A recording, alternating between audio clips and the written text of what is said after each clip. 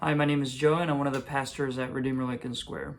Now, let me read for you today's passage, which comes from Deuteronomy chapter 22, verses 9 to 11. You shall not sow your vineyard with two kinds of seed, lest the whole yield be forfeited, the crop that you have sown and the yield of the vineyard. You shall not plow with an ox and a donkey together. You shall not wear cloth of wool and linen mixed together. Now, these kinds of laws are the kinds that make you go, okay, why are these laws here, and what is their purpose? Now, if you were to take these laws in isolation, really among scholars, there's much debate about the purpose behind these laws, but taken as a whole, we begin to see that a pattern emerges, right? It's this idea of recognizing and maintaining the distinction of these different things, right? Two kinds of seeds. Two kinds of cattle, and two kinds of fabric. Now, having said that, how did this apply to the people of God then, and how does this apply to us? Now, what we need to remember is that one of the key tenets of the Israelites' understanding of who they were and their understanding of their identity was that they were a people that were set apart for God. Right? They were given both the blessings and the responsibilities as the chosen people of God through whom the world will be blessed. So in that sense, even if the whole world operated a certain way, they were to be distinct in their allegiance and in their obedience and ultimately love for God. But the question is, how were they to cultivate this identity lest they've forgotten who they were?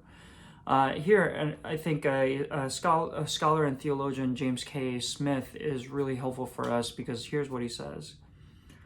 Your deepest desire is the one manifested by your daily life and habits. This is because our action, our doing, bubbles up from our loves, which are habits we've acquired through the practices we're immersed in. That means the formation of my loves and desires can be happening under the hood of consciousness. I might be learning to love a telos that I'm not even aware of, and that nonetheless governs my life in unconscious ways. So see, even in the governance of their lives, the Israelites, in their sowing, in their plowing, and even in their choice of clothing, in these day-to-day activities, in these mundane activities, they were to be reminded of their identity before God. And listen to Smith again, when he says, discipleship and spiritual formation are less about erecting an edifice of knowledge than they are a matter of developing a Christian know-how that intuitively understands the world in light of the gospel. Right, this intuitive knowing and understanding the world in light of the gospel, right? That's what's at the heart of this command. For the Israelites, in their day-to-day mundane activities, they were to be reminded of this reality that they were indeed a people that were set apart from the rest of the world for God.